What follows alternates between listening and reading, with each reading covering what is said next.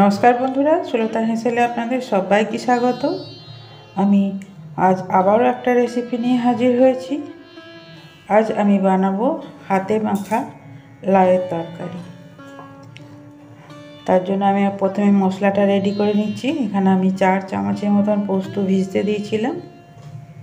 এরপর পোস্তটাকে আমি ছেঁকে মিক্সি বাটিতে নিয়ে নেব।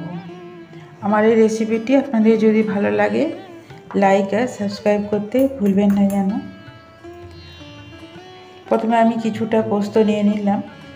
এরপর একটা টমেটোকে কুচি করে নিয়ে নিচ্ছি।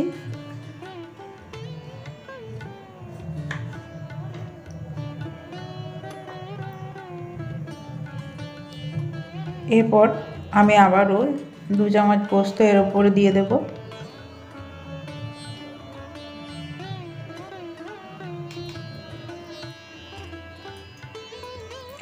এটা আমি পরে ব্যবহার করব, এখন সরিয়ে রাখছি। এরপর আমি 3টা কাঁচা লঙ্কা নিয়ে নিচ্ছি আর পেঁয়াজ কুচি দিয়ে দিচ্ছি।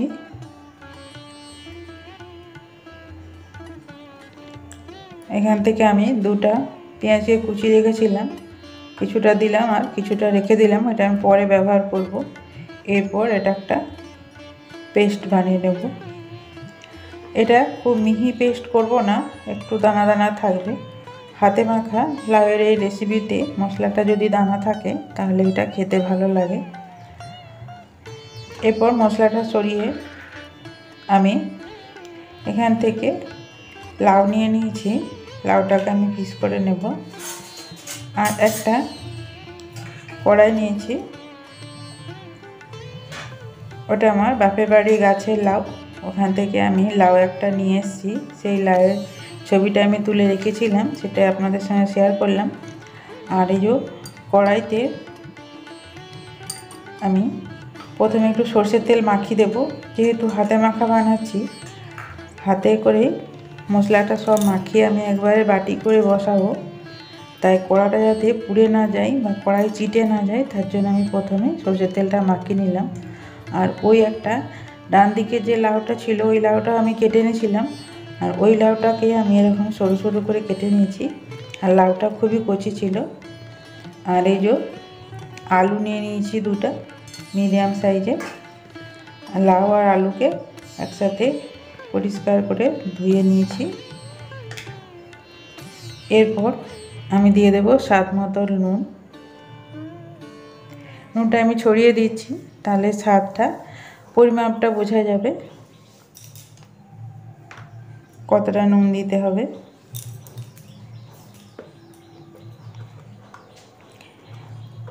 এরপর দিয়ে দেব হলুদ। হলুদটা আমি দিচ্ছি ছোট চামচে 1 চামচ।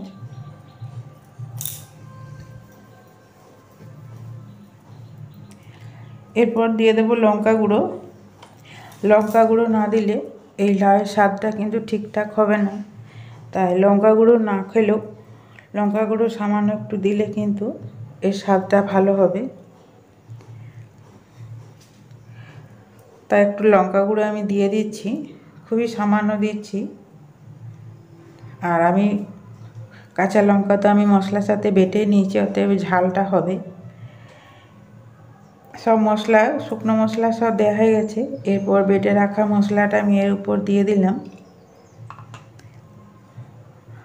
এরপর আমি উপর থেকে কাঁচা সর্ষের তেল দিয়ে দেব 2 চামচ।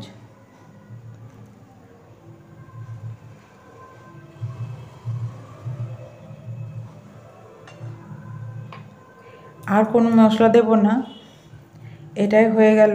এরপর খুব ভালো করে লাউয়ের সঙ্গে মিশিয়ে দেব মশলাটা।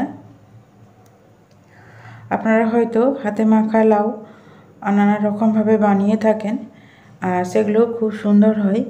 আর আমি কিভাবে বানালাম সেটা আপনাদের সঙ্গে শেয়ার করছি। মাখানো হয়ে গেছে, এরপর গ্যাসের মধ্যে আমি বসিয়ে দিলাম, দিয়ে গ্যাসটা জ্বেলে দিচ্ছি।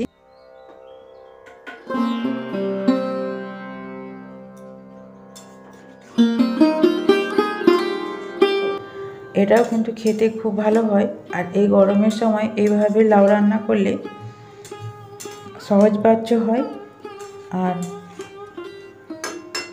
খেতেও সুস্বাদু হয়।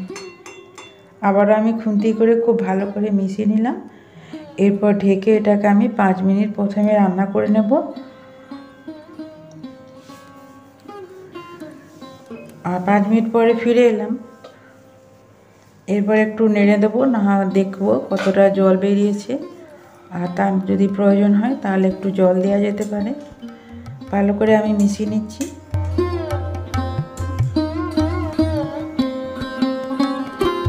এটা আমার বাপের বাড়ির দেশ।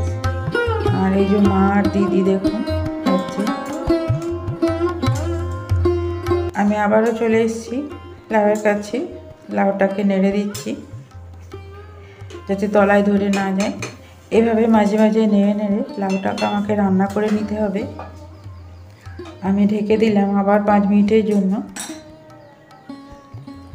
লাউটা একটু সেদ্ধ হতে সময় নেয়। আর আপনাদের যদি তাড়া থাকে তাহলে প্রেসারও একটা সিটি দিয়ে দিতে পারেন।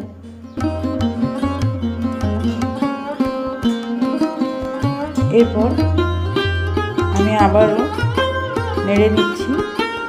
নেড়ে খুব ভালো করে মিশিয়ে নেব।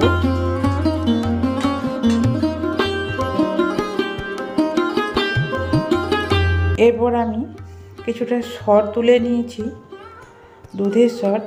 আর এটা ক্রিম থাকলে, বাড়িতে যদি ক্রিম থাকে তাহলে ক্রিমও দেওয়া যেতে পারে। আর ক্রিমের পরিবর্তে এটা সর দিয়েই বানায় আমাদের গ্রামে।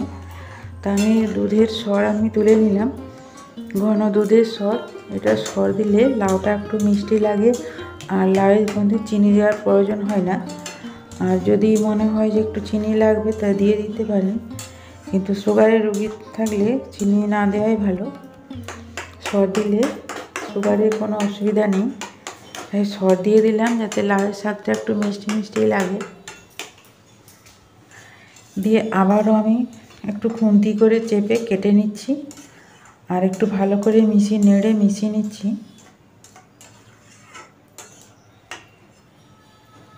এভাবে নেড়ে নেড়ে আমি পুরো লাউটাকে রান্না করে নেব আর তার সাথে সেদ্ধও করে নেব। আমার লাউ রান্নাটা হয়ে গেছে। এরপর গ্যাসটাকে বন্ধ করে আমি 2 মিনিট রেস্টে রেখে দেব। আমার এই রেসিপিটি ধৈর্য ধরে দেখার জন্য আপনাদের অসংখ্য ধন্যবাদ।